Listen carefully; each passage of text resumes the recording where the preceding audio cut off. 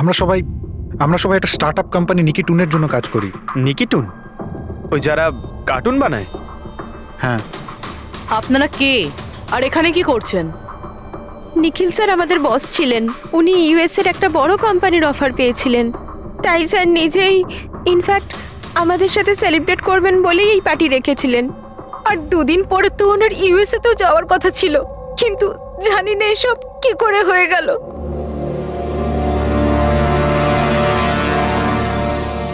Please নিজেকে একটু সামলান।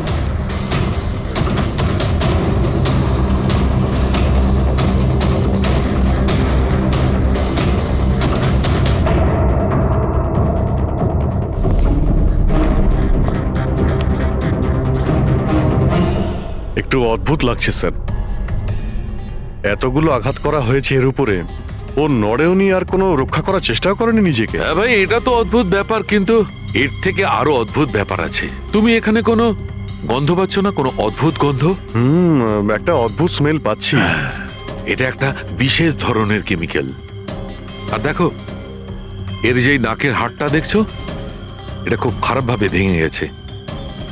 আর এইটা, এর খাদ্যনালীটাও খুব খারাপভাবে ড্যামেজ হয়েছে।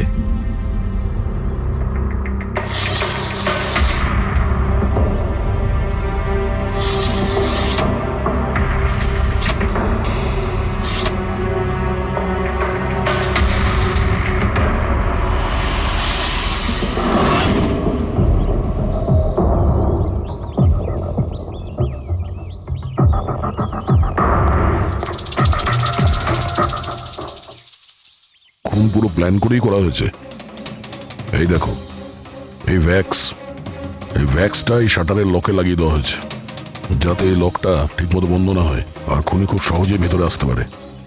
স্যার, তার মানে খুনি এখান থেকে এসেছে?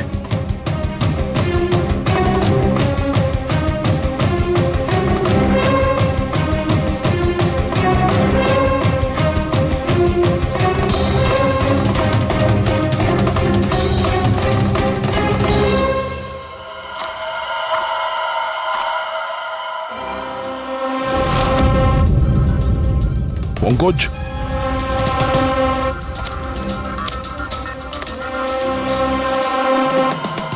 জুতোর ছাপ। স্যার, দেখে তো মনে হচ্ছে 11 নম্বরের জুতো।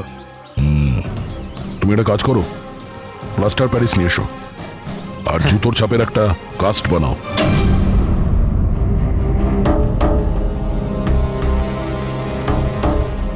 স্যার, কি কার্ড?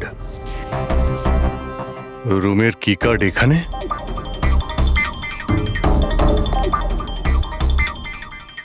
আর তো আগে থেকে এখানে আছে।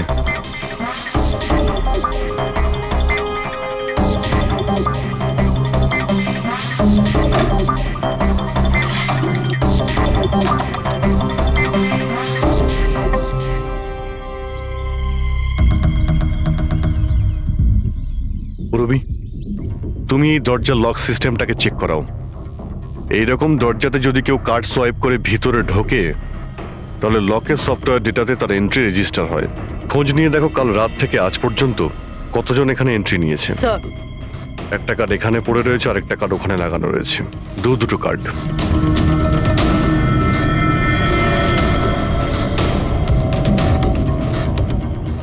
এত বড় অবহেলা!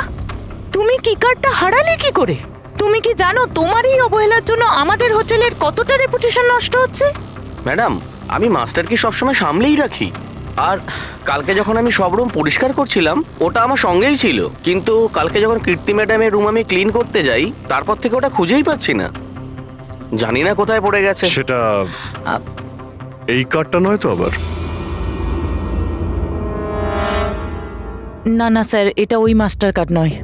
অদ্ভুত ব্যাপার, আপনি এক ঝলকেই বুঝতে পারলেন যে এই কার্ডটা সেই কার্ড নয়? স্যার, আমাদের যে মাস্টার কার্ডটা ওটা হোয়াইট কালারের হয় আর তার উপরে মাস্টার কার্ড লেখা থাকে। স্যার, এটা একটা নর্মাল কি কার্ড যেটা শুধুমাত্র আমরা গেস্টদের জন্য অ্যালট করি। I see. আচ্ছা, এই নিখিলের রুমে কি আরো কেউ ছিল নাকি? না না স্যার, উনি একলাই ছিলেন। তাহলে ওর রুমে দুটো কি কার্ড কি করে এলো? দুটো কি কার্ডস? স্যার, 1 মিনিট, আমি এক্ষুনি জেনে বলছি। একটু চেক করে দেখা তো মিস্টার নিখিলের নামে আর কোনো কার্ড ইস্যু হয়েছে কিনা। হ্যাঁ ম্যাম, ডুপ্লিকেট কার্ড। ও ইয়েস, স্যার মনে পড়েছে আমার, কালই মিস্টার নিখিল একটা ডুপ্লিকেট কি কার্ড বানিয়েছিলেন। উনি বলেছিলেন যে ওনার যে অরিজিনাল কি কার্ডটা সেটা নাকি হারিয়ে ফেলেছিলেন। কিন্তু একটা কার্ড তো ওনার রুমের সকেটে লাগানো রয়েছে, আর একটা কার্ড তো রুমের ফ্লোরের মধ্যেই পড়েছিল। বলতে পারবো না স্যার, কিন্তু উনি আমাদের বলেছিলেন ওনার কি কার্ডটা হারিয়ে গেছে। কোনো ব্যাপার না, থ্যাংক ইউ ভেরি মাচ। আচ্ছা, একটা কার্ড থাকা সত্ত্বেও নিখিল ডুপ্লিকেট কার্ডটা কেন বানালো? অভিজিৎ কখনো কখনো ডুপ্লিকেট কার্ড এই জন্যই চায় যে ও চায় যে অন্য কেউ ওর রুমে যাতায়াত করুক। আচ্ছা, এরকম নয় তো যে নিখিলের সাথে কারোর অ্যাফেয়ার চলছে ওর অফিসে কিংবা অন্য কোথাও? হতে পারে ওই চাবিটা ওর গার্লফ্রেন্ডকে দিয়েছিল আর ওর গার্লফ্রেন্ড ওকে মেরে দিয়েছে। স্যার, দরজার লকিং সিস্টেম স্ক্যান করে নিয়েছি। রাত্রে কি কার্ড দুবার সোয়াইপ হয়েছে, একবার 1:30টার সময়, একবার 1:45টার সময়। ওই টাইমেই নিখিলের খুনও হয়েছিল, কিন্তু খুনি রুমে দুবার কেন গেছিল? দুবার নয়, 3বার। একবার ডুপ্লিকেট কার্ড দিয়ে, একবার মাস্টার কার্ড দিয়ে, আর আরেকবার ওই জানালা দিয়ে যেটা খোলা ছিল। স্যার, আমি সবাইকে জিজ্ঞাসা করে নিয়েছি, আর প্রত্যেকেরই বক্তব্য হলো তারা রাত্রে ঘুমোচ্ছিল।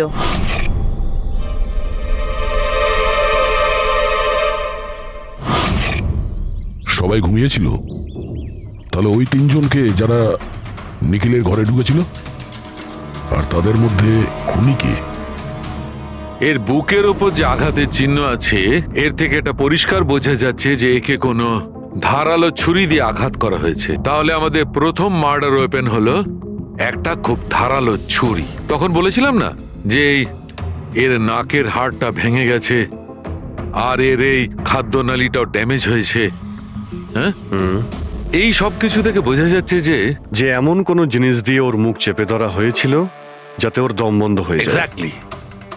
আর এই কাজটা করেছে কেউ এই বালিশটা দিয়ে, কারণ এই বালিশটা রোয়া আমি এর নাকের ওপর, এর গলায় আর মুখের ওপর পেয়েছি। তাহলে আমাদের মার্ডার ওয়েপন নাম্বার 2 হলো এই বালিশ। অভিজিৎ, মনে আছে ঘরের মধ্যে যখন ঢুকেছিলাম তখন আমি তোমাকে বলেছিলাম কোনো অদ্ভুত গন্ধ পাওয়া যাচ্ছে? হ্যাঁ, আপনি বলেছিলেন যে ওই কেমিক্যালের মতো একটা গন্ধ আসছে। এক্স্যাক্টলি অভিজিৎ, ওই কেমিক্যাল হচ্ছে ডায়াবেটিসের ওষুধ, যেটা ডায়াবেটিসের পেশেন্টরা প্রায় ইনজেকশনের মাধ্যমে নিয়ে থাকে। এই দেখো, এই যে এখানে। আমার মনে হয় না যে ও ডায়াবেটিস ছিল। এই যে ইনজেকশনটা কোনো আনাড়ি লোক দিয়েছে, ও একে ডায়াবেটিসের ওষুধটা শুধু মেরে ফেলবার জন্যই দিয়েছে। স্যার, ওই কেমিক্যালটা নয় তো যেটা ডায়াবেটিসের রোগীদের জন্য তো ওষুধের কাজ করে, কিন্তু যদি কোনো নর্মাল মানুষ নিয়ে নেয় বা ওভারডোজ হয়ে যায় তাহলে মারাও যেতে পারে। এক্স্যাক্টলি। এই 3টে পদ্ধতির মধ্যে যে কোনো একটা পদ্ধতি দিয়ে একে মারা যেত। তাহলে খুনি 3টে পদ্ধতি প্রয়োগ করলো কেন একে মারার জন্য? কারণ খুনিও একজন নয়, 3জন। কি? ঠিক আছে, মেনে নিচ্ছি যে একে 3 রকম পদ্ধতিতে মারা হয়েছে, কিন্তু জানতে কি করে পারবো যে কোন পদ্ধতির দ্বারা এই লোকটা মারা গেছে? এইটাই সবচেয়ে বড় দাঁদা বস, এইটা সলভ করা এখনো বাকি আছে। আচ্ছা, এই পার্টিটা কি নিখিল নিজেই দিয়েছিল? হ্যাঁ স্যার, অ্যাকচুয়ালি ও ইউএসএ থেকে একটা ভালো জব অফার পেয়েছিল, তাই ওটা সেলিব্রেট করার জন্য আমাদের সবাইকে নিয়ে একটা গেট টুগেদার রেখেছিল। তার মানে নিখিলের সমস্ত স্টাফেরা এখানে এসেছিল? হ্যাঁ, নিখিল স্যারের টিমের সবাই এখানে উপস্থিত আছে। নিখিল নিজের রুমের ডুপ্লিকেট চাবি বানিয়েছিল, যদিও ওর কাছে অরিজিনাল চাবিটাও ছিল। এই ব্যাপারে তোমরা কেউ কিছু বলতে পারবে? আগে ম্যাম, সে ব্যাপারে তো আমরা কিছুই জানি না। আচ্ছা, ওর কারোর সঙ্গে কোনো অ্যাফেয়ার চলছিল নাকি? অ্যাফেয়ার? নিখিলের তো একটাই অ্যাফেয়ার ছিল। কার সাথে? নিজের কাজের সঙ্গে স্যার। উনি এত ডিটারমাইন্ড আর অ্যাম্বিশাস ছিলেন যে সব সময় শুধু কাজ কাজ আর কাজ। আচ্ছা, যখন নিখিল মারা যায় তখন আপনারা কখন জানতে পারলেন, মানে কিভাবে জানলেন? অ্যাকচুয়ালি স্যার, কালকে পার্টির পরে খুব ঝামেলা হয়ে গেছিল, তাই সকালে আমরা ভাবলাম যে একবার গিয়ে ওর সাথে সবকিছু শর্ট আউট করে নিই। তো যখন ওর রুমে গেলাম আমরা অনেকক্ষণ ধরে দরজা ধাক্কা দিয়েছিলাম। আর স্যার, যখন অনেকক্ষণ ধরে দরজা ধাক্কানোর পরেও দরজাটা খুললো না, তখন আমরা হাউসকিপিংকে জিজ্ঞাসা করলাম, কিন্তু ওদের কাছেও মাস্টার কি ছিল না। স্যার, আমি ফোনেও ট্রাই করেছিলাম, কিন্তু উনি ফোন তুলছিলেন না। আর স্যার, তারপরে যখন ফাইনালি ম্যানেজার এসে মাস্টার কি দিয়ে দরজাটা খুললো, আমরা ভেতরে গিয়ে দেখলাম যে নিখিলের লাশ পড়ে আছে। কাল রাতে পার্টি হয়েছিল, খুব হইচই হয় আর খুনও হয়। গল্পটা অনেক লম্বা মনে হচ্ছে, আমাদের একটু ভালো করে শুনতে হবে।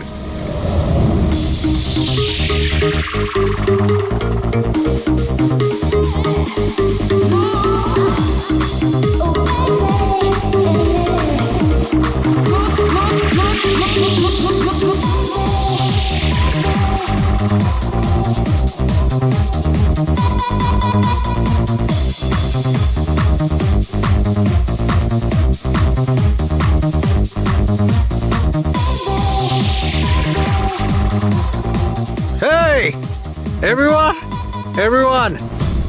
I want to raise a toast here. Yay! A toast for the boss. কিন্তু কংগ্রাচুলেশনস ভাই, ভাই এত বড় চাকরি পেয়েছিস ভাই। থ্যাঙ্কস। শুধু থ্যাঙ্কস? আরে তো বল না কি চাই তোর? আমার আমার আমি আমার অধিকার চাই, যেটা তুই কেড়ে নিয়েছিস, ইনফ্যাক্ট আমাদের সবার। বল দিবি? হ্যাঁ, এই যে তুই ইউএস এর চাকরি নিয়ে তো লাফাচ্ছিস না, এই অপরচুনিটিটা তুই আমাদের সবাইকে ঠকিয়ে পেয়েছিস। এবার তুই লিমিট ক্রস করে যাচ্ছিস।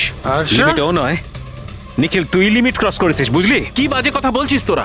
বাজে কথা নয়, ও একদম ঠিক বলেছে। তোর ডিলের পেপার ইউএসএ কোম্পানির সঙ্গে আমি দেখেছি। ইউএস এর কোম্পানি নিকি টুনস মানে আমাদের কোম্পানিকে ফান্ড অফার করেছিল, কিন্তু তুই আমাদের সবার পরিশ্রম ব্যবহার করে একাই ক্রেডিট নিতে চাইছিস। মনোজকে মনে আছে? মনোজ গাইজ, কলেজে এর একটা বন্ধু ছিল যার নাম ছিল Manoj. The guy was really intelligent, very intelligent. সে বেচারা নিজে কষ্ট করে কিছু সফটওয়্যার বানিয়েছিল, কিন্তু আমাদের এই মহান বন্ধু ওর বানানো এই সমস্ত সফটওয়্যারগুলো একটা সফটওয়্যার কোম্পানিতে বিক্রি করে দেয়। কিন্তু ও ছিল সহজ সরল ছেলে, সে এটাকে কিছুতেই মেনে নিতে পারেনি, আর তাই সুইসাইড করে ফেলে। কিছু মনে পড়লো নিখিল? ও তাহলে এত হিংসা করিস তোরা আমাকে? তাই যদি হয় তাহলে আমার সঙ্গে বিজনেসে এসেছিলি কেন? আছে কোনো উত্তর নেই? আমি বলছি তোকে, কারণ তুই একটা বড় লুজার।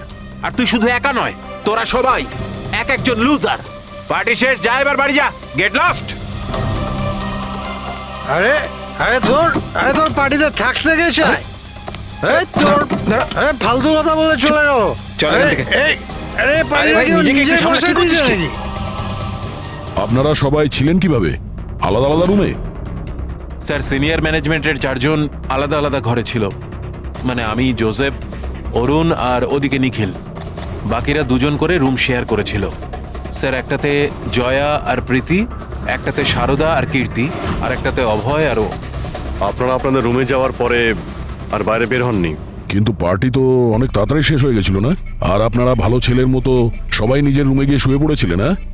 স্যার, আসলে আমি আর সারদা সারা রাত গল্প করেছিলাম, কারণ পার্টিতে যা কিছু হয়েছিল সেগুলো আমরা ভুলতে পারছিলাম না। হ্যাঁ স্যার, আমরা তো রুমেই ছিলাম, আর প্রায় আমরা ভোর 5টা পর্যন্ত গল্প করেছি। স্যার আমার তো কিছু করার ক্ষমতাই ছিল না। আমি তো পার্টি থেকে রুমে ফিরলাম আর শুয়ে পড়লাম, আর তারপর সকালেই আমার চোখ খুলেছিল। ঠিক স্যার, এর অবস্থা তো একটু বেশি খারাপ ছিল। ইনফ্যাক্ট এতটাই খারাপ যে রাতে বারবার উঠে আমাকে চেক করতে হচ্ছিল।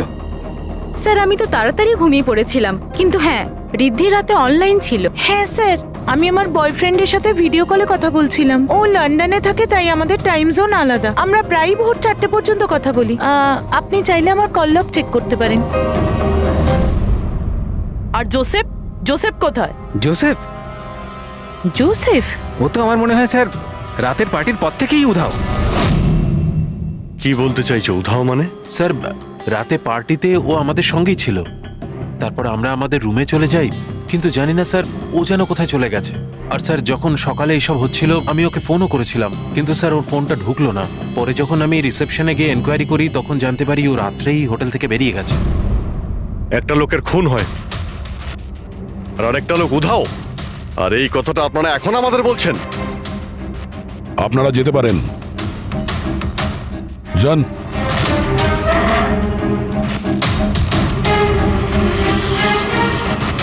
স্যার, আমার তো মনে হচ্ছে এরা প্রত্যেকে মিথ্যা কথা বলছে। যতক্ষণ আসল খুনি জনক ক্ষত। এই দেখো, এই ক্ষতটা দেখছো এর বুকের ওপর? এই দুটো ক্ষত দূরত্বই সমান। আরো একটা কথা, এই ক্ষতগুলোতে ভেতরের দিকটায় একটু সূচলও রয়েছে, আর বাইরের দিকটা একদম প্লেন। ডক্টর সালুকে ছুরির দাগ তো এরকমই হয় না? মানে একদিকে ভোঁতা আর অন্যদিকে ধার? হ্যাঁ দা, হয়, ছুরির চিহ্ন এইরকমটাই হয়, কিন্তু এই কেসটা সেরকম নয়। আর এই কেসটাতে এই দুটো ক্ষতর মধ্যে যে একদম সমান দূরত্ব রয়েছে, সেরকম ছুরির ক্ষততে হতে পারে না।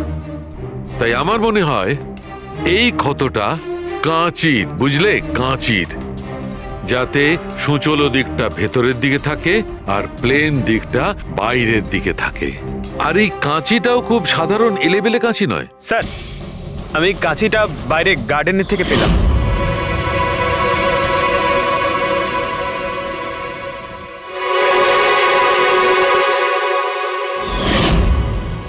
এই দেখো, আর স্যার, ওর ওপর ব্লাডের ট্রেসেসও আছে। আমি যেমন বলছিলাম সেই রকমই কাঁচি, আর এর উপরে ব্লাডের ট্রেসেসও পাওয়া গেছে। হতে পারে খুনি এই কাঁচি দিয়েই আঘাত করেছে। ইয়াস, আর একটা কথা, যে আঘাত করেছিল সে লেফট হ্যান্ডার ছিল।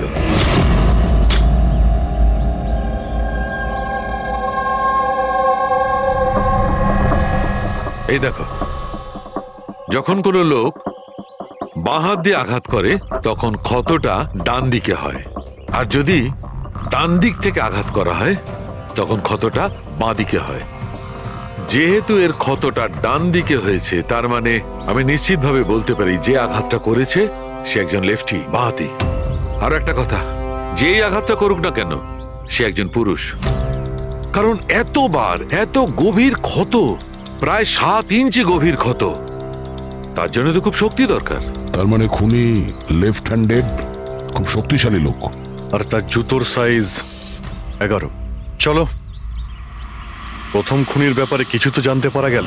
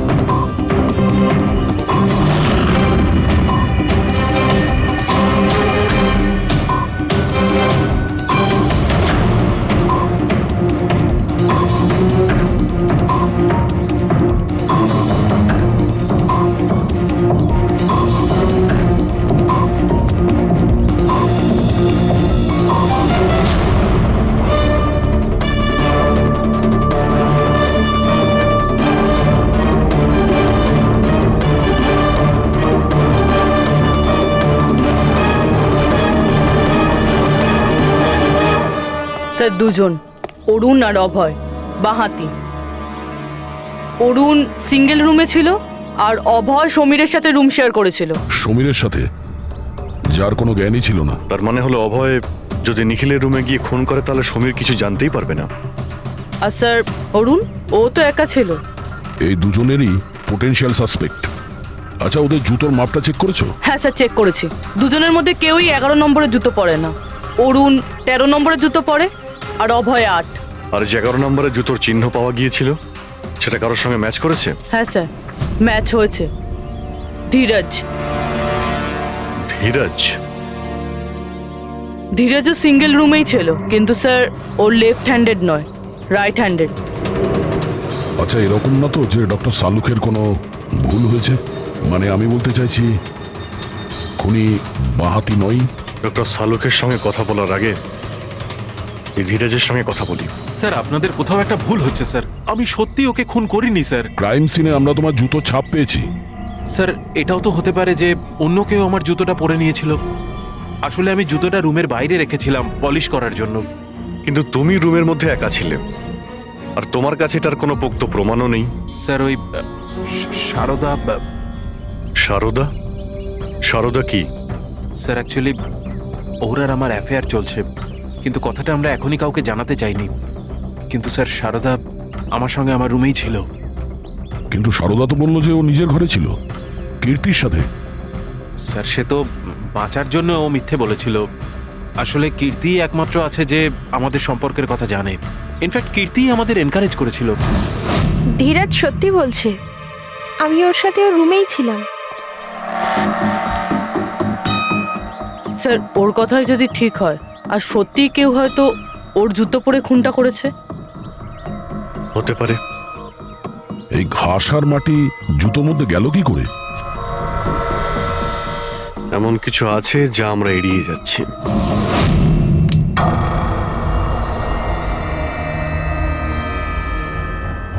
নিখিলকে খুন এই অভয় করতে পারে। অভয়? হ্যাঁ, কিভাবে স্যার? একটু ভেবে দেখো পুরবি। অরুণ, যার জুতোর সাইজ 13 নম্বর, এই জন্য অরুণ ধীরাজের জুতো পরতে পারবে না, তার কারণ ধীরাজের জুতোর সাইজ 11। অরুণের পা ধীরাজের পায়ের থেকে বড়।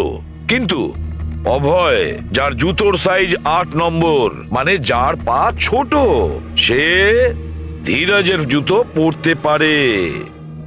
অভয় ধীরাজের জুতো নিজের পায়ে পরে নিখিলকে খুন করতে পারে। এবার বাকি থাকলো ওই পায়ের ছাপ।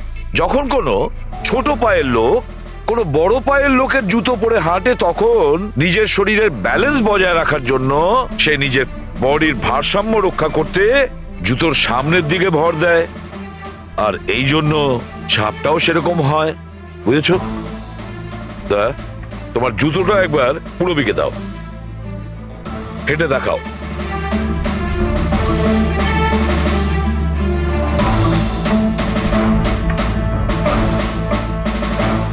এবারে হাঁটো।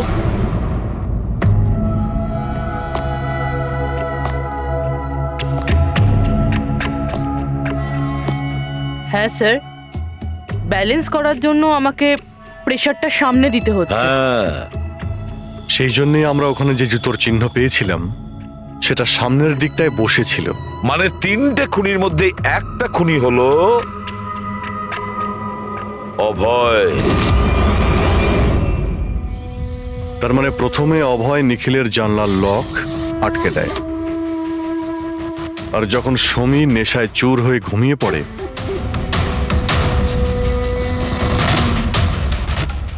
অভয় বাইরে যায়, ধীরাজের জুতো পরে,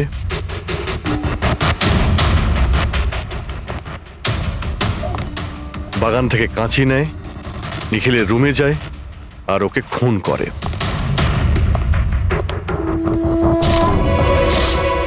এবার খোঁজ নিতে হবে বাকি 2 জন খুনি কারা, আর এই 3 জনের মধ্যে প্রথম কে খুন করেছে। বস, এত খুশি হবার কোনো দরকার নেই। এই কেসটা এখনো সলভ হয়নি। মনে আছে নিখিলের 2 জন খুনি এখনো বাকি আছে। হ্যাঁ সালুকে আমি জানি যে আরো 2টো খুনি বাকি আছে, আর তাদেরও তাড়াতাড়ি পাওয়া যাবে। পেয়ে গেছি স্যার, পেয়ে গেছি। ওই জোসেফকে পেয়ে গেছি। এটা সত্যি স্যার, আমি রাত্রে রিসর্ট থেকে চলে গিয়েছিলাম, কারণ স্যার আমার ডায়াবেটিস আছে, আর আমাকে সারাদিনে 3 বার ডায়াবেটিসের ইঞ্জেকশন নিতে হয়। আর স্যার, আমি যখন রাত্রে ডায়াবেটিসের ইঞ্জেকশন নিতে যাই, তখন দেখি মেডিকেল কিটটা রুম থেকে উধাও। তাই স্যার বাধ্য হয়ে ইঞ্জেকশন নিতে আমায় বাড়ি ফিরে যেতে হয়। ভেবেছিলাম সকালেই ফিরে আসব। এর মানেটা কি? তোমার ডায়াবেটিসের কিট উধাও হয়ে গেছিল? মানে স্যার, আমি বলতে চাইছি আমরা 2 দিনের জন্য রিসর্টে এসেছিলাম, আর আমার প্রয়োজনীয় সমস্ত ওষুধ ওই মেডিকেল কিটের মধ্যেই আমি রেখেছিলাম। ইঞ্জেকশন, সিরিঞ্জ, সবকিছু স্যার। সকালে আর দুপুরে ইঞ্জেকশন নিয়েও ছিলাম আমি, কিন্তু যখন রাতে ইঞ্জেকশন নিতে গেলাম তখন দেখলাম কিটটা নেই। কিটটা কখন কে কেন নিয়ে গেল আমি কিছু জানি না স্যার। আমরা ধরে নিচ্ছি তুমি সত্যি কথা বলছো, কিন্তু তোমার মোবাইল ফোন কেন অফ ছিল? স্যার, আমার মোবাইলটা ডিসচার্জ হয়ে গিয়েছিল, আর চার্জারটা রিসর্টে পড়েছিল। ঠিক আছে, এখনকার মতন যেতে পারো। প্রয়োজন হয়তো আমরা তোমাকে আবার ডাকবো, ঠিক আছে? Okay sir. বস, আমি বলেছিলাম না 3 জনের মধ্যে কোনো একজন নিখিলকে ডায়াবেটিসের ওভারডোজ দিয়েছিল। কিন্তু স্যার, এ পার্টি শেষ হতেই বাইরে চলে গিয়েছিল, আর সারা রাত্রি বাইরেই ছিল। আমার মনে হয় না যে ও খুন করেছে। এই খুনটা যেই করুক না কেন, কেউ তো একজন ডায়াবেটিসের মেডিসিন চুরি করেছে ওই রুম থেকে। খোঁজ নিয়ে দেখতে হবে কে গিয়েছিল জোসেফের ঘরে, আর কে চুরি করেছে এই ওষুধগুলো। কীর্তি, সমীর আর প্রীতি, এরা 3 জনই পার্টি শুরুর আগে জোসেফের রুমে গিয়েছিল। আর এই সমীর তো খুব রেগেছিল, নিখিলের ব্যাপারে আজে বাজে কথাও বলছিল। এদের 3 জনের মধ্যে কেউ হবে যারা ওই ডায়াবেটিসের কিট চুরি করেছিল। স্যার, প্রীতি তো হতে পারে না, কারণ সারা রাত ও বয়ফ্রেন্ডের সঙ্গে কথা বলছিল, ভিডিও চ্যাট করছিল। আর স্যার, সমীর সেই অবস্থায় ছিলই না যে ওইসব করতে পারবে। কিন্তু তাহলে কীর্তি? কীর্তি তো রুমে একা ছিল স্যার, কারণ সারদা নীরজের সঙ্গে ওর রুমেই ছিল। আর স্যার ওই মাস্টার কি কার্ড হাউসকিপিং লোকেদের কাছ থেকে ওই কার্ডটা কীর্তির ঘর থেকে উধাও হয়েছিল। তাহলে তো এর একটাই মানে দাঁড়ায় যে এই কীর্তি ওই ডায়াবেটিসের মেডিসিন নিখিলকে দিয়েছিল, ওর প্রাণ নিয়েছিল আর পালিয়ে গিয়েছিল ওখান থেকে।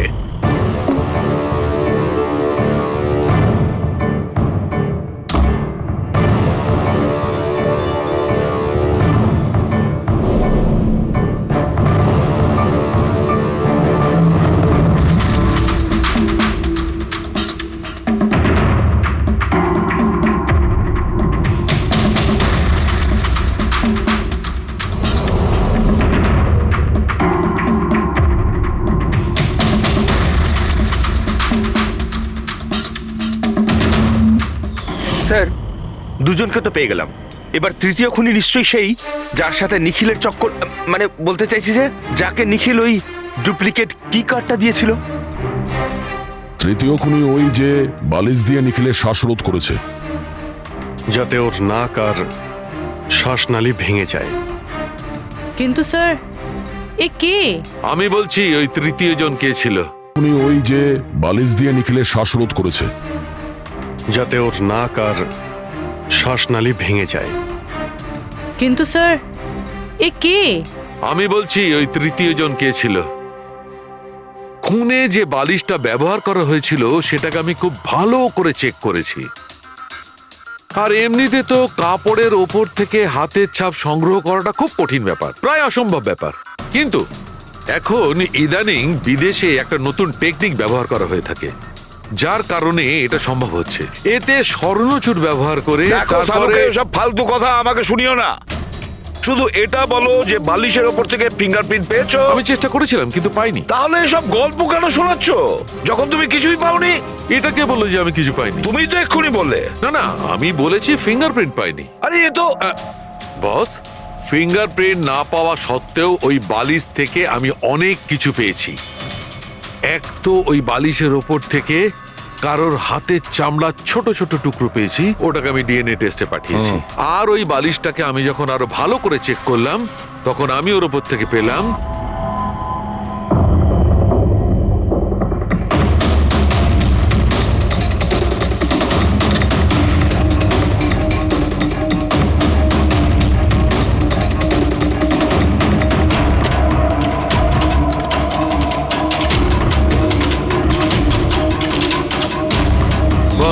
হাতের সাইজ ছোট হওয়াটা, বাম হাতের আঙুলের মধ্যে আংটি আর বালিশের ওপর নখের আঁচড়, এই সবকিছুই প্রমাণ করছে যে এটা কোনো মহিলার কাজ।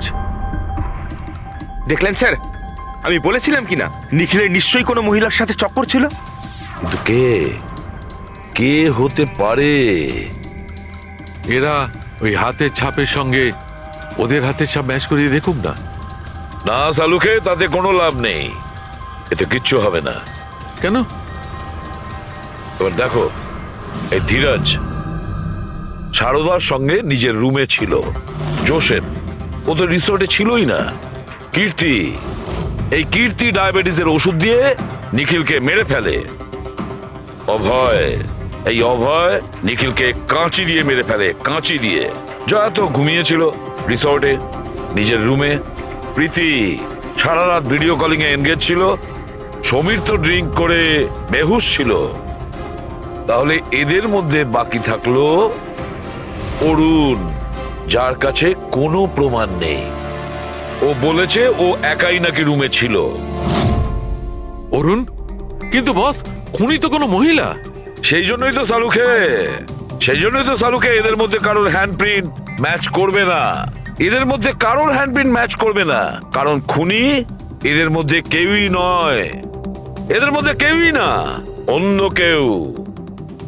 আর আমি জানি সে কে।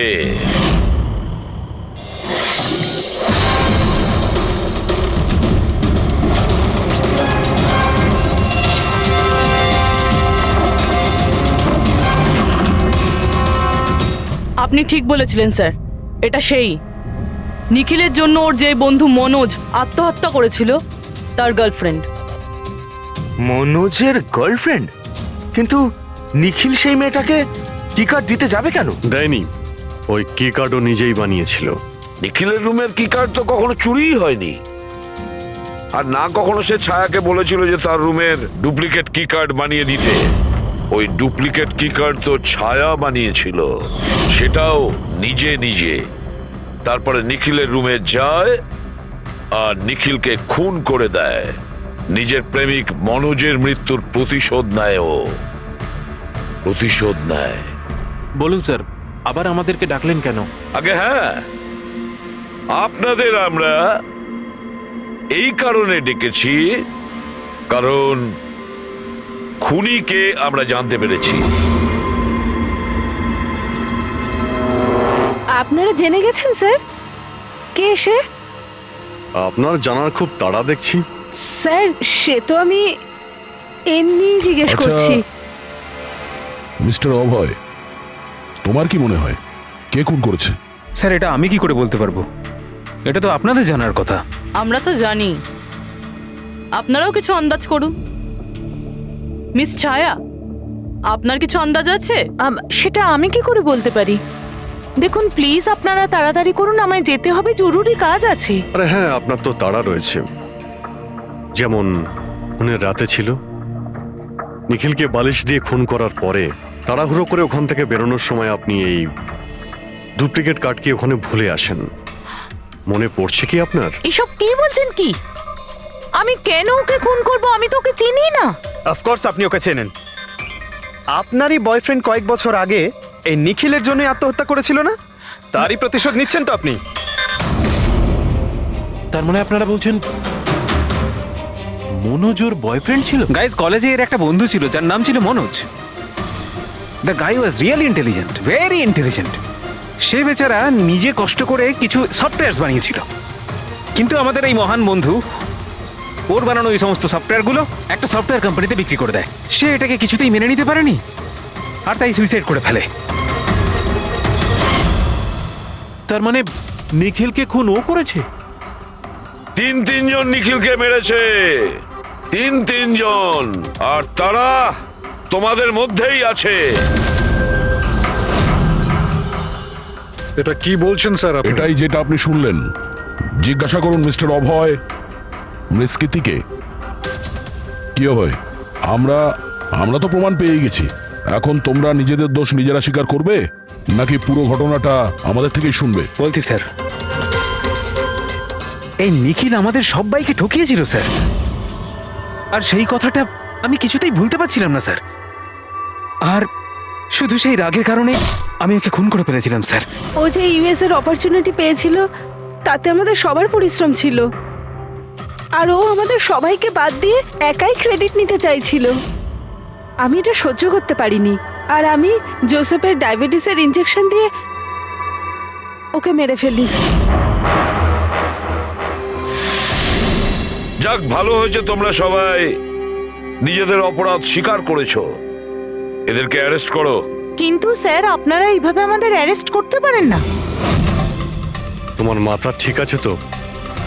তোমাদের সবার বিরুদ্ধে প্রমাণ আছে আমাদের কাছে। প্রমাণ? আপনাদের কাছে এই প্রমাণ আছে যে আমরা ওকে মারার চেষ্টা করেছিলাম।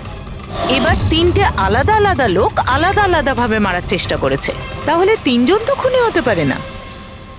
খুনি সেই যে প্রথমে মারার চেষ্টা করেছিল, আর বাকি দুজন ওরা লাশকে মারার চেষ্টা করেছিল। এবার যতক্ষণ না আপনারা এটা প্রুফ করছেন যে প্রথমে মারার চেষ্টা কে করেছে, আপনারা আমাদের গ্রেফতার করতেই পারেন না। আর যদি গ্রেফতার করেও নেন তাহলে আমাদের বিরুদ্ধে কোনো কেস হবে না, কারণ মৃত ব্যক্তিকে কেউ 3 বার মারতেই পারে না। কীর্তি, ছায়া, অভয়, তোমাদের তিনজনের মধ্যে আসল খুনি কে সেটা আমরা খুব তাড়াতাড়ি বলবো। কিন্তু একটা কথা খুব ভালো করে মনে রেখো, আজ পর্যন্ত কোনো অপরাধী আমাদের হাত থেকে নিস্তার পায়নি। খুব ভালো করে মনে রাখবে।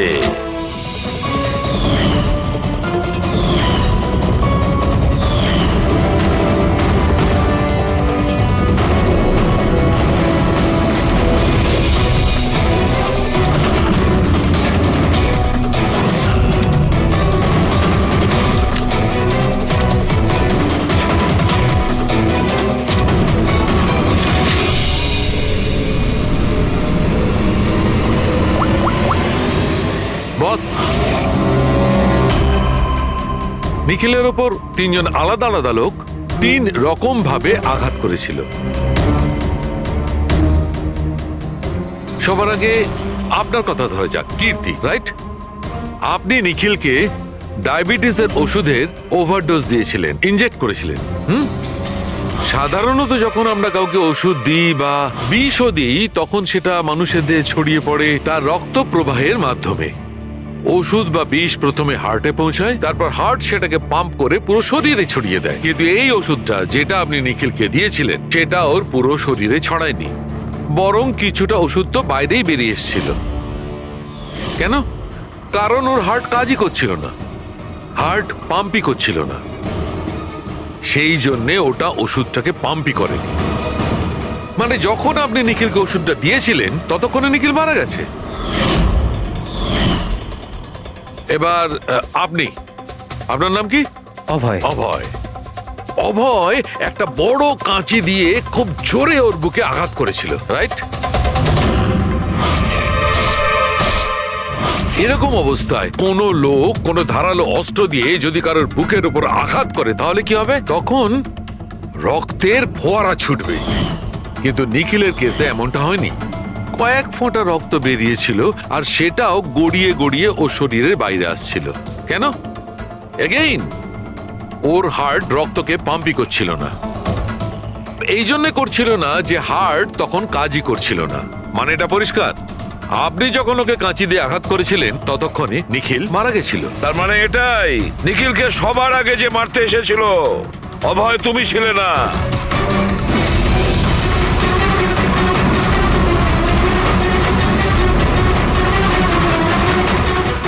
আর কীর্তি তুমিও নও। নিখিলকে যে প্রথম মেরেছিল ছায়া, নিখিলের প্রাণ নিয়েছে এই ছায়া। বালিশ দিয়ে ওর মুখ চাপা দিয়ে ওর শ্বাস রোধ করে। কি ছায়া, আর কোনো প্রমাণ চাই তোমার? এবার সবকিছু পরিষ্কার। অভয় আর কীর্তি, তোমাদের খুন করার অপরাধে তোমাদের দুজনের অন্তত 7-8 বছরের জেল অবশ্যই হবে। আর ছায়া, তোমার নিখিলকে খুনের অপরাধে বাকি জীবনটা জেলের গড়াদের পিছনে পচে মরতে হবে। সারা জীবন জেলের গড়াদের পেছনে বসে। আজকে পাওয়া গেল মৃত অবস্থায়। এই হাতে আর পায়ে দড়ি দিয়ে বাঁধার চিহ্ন আছে। স্যার, স্যার, স্যার এই দেখুন, এই এই গাছটাতে বুলেটস রয়েছে, এখানে এখানে। এই দিক থেকে গুলি চালানো হয়েছিল, মানে উনি হয়তো ওই দিক থেকেই পালিয়ে আসছিলেন। যদি ওদিক থেকেই পালিয়ে আসে তাহলে ওখানে কোথাও বেঁধে রেখে দিয়েছিল ওকে। চলো ওদিকটা গিয়ে দেখে আসি।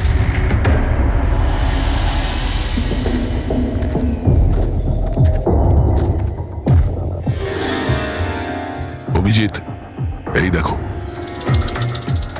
দুটো আলাদা আলাদা চিহ্ন। এটা জুতোর আর এই পায়ের ছাপ। এই খালি পায়ের যে চিহ্নটা দেখছি সেটা হয়তো রঘুবীর বাবুরই হবে। আর জুতোর ছাপটা হয়তো অপরাধীর। না, অপরাধীর জুতোর ছাপ হয় আগে থাকবে, না হলে পিছনে থাকবে।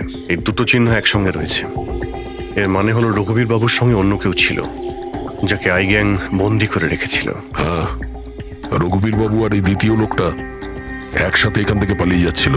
স্যার, স্যার জানি না দ্বিতীয় লোকটার কি হলো, বেঁচে গেছে নাকি নাকি আই গ্যাংয়ের লোকেরা আবার ওকে ধরে নিয়েছে। চলো